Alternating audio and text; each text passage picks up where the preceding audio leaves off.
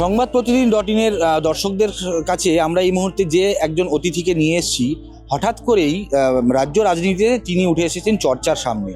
আমাদের সঙ্গে এই মুহূর্তে রয়েছেন বসুন্ধরা গোস্বামী।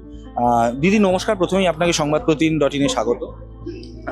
আপনার কাছে একটা যেটা বিষয় জানতে চাইবো সেটা হচ্ছে যে আপনার পরিবার, গোস্বামী পরিবার বঙ্গ রাজনীতিতে দীর্ঘদিন ধরেই আলোচনার কেন্দ্রবিন্দুতে ছিলেন। আপনার বাবা দীর্ঘদিন দাপটের সঙ্গে মন্ত্রিত্ব পর্যন্ত করেছেন।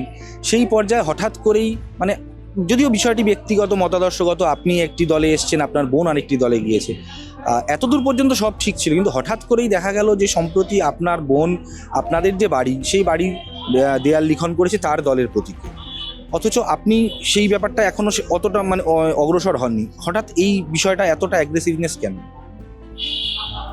দেখুন, আমি এই ব্যাপারটা কিছুই বলতে চাইছি না। আমাকে দল থেকে বলা হয়েছে কনফারেন্স করে সমস্ত কিছু বলতে। যেদিন কনফারেন্স করে বলবো, মানে যেদিন প্রেস কনফারেন্স করে বলবো সেদিনই বলবো, এখনই কিছু বলবো না।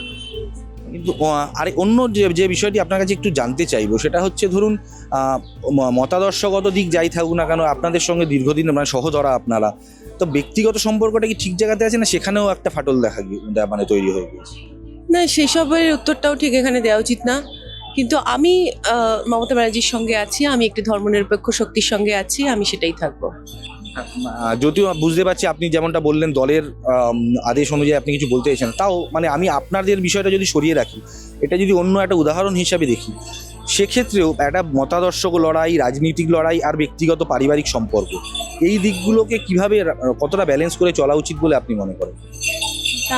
এইরকম ঘটনা আগেও ঘটেছে, অনেক মানুষের জীবনে এই ধরনের ঘটনা ঘটে। আমাদের কৈশোর, আমাদের ছোটবেলার স্মৃতিটাই আমার কাছে আছে, ওটাই মধুর, ওটাই থাক।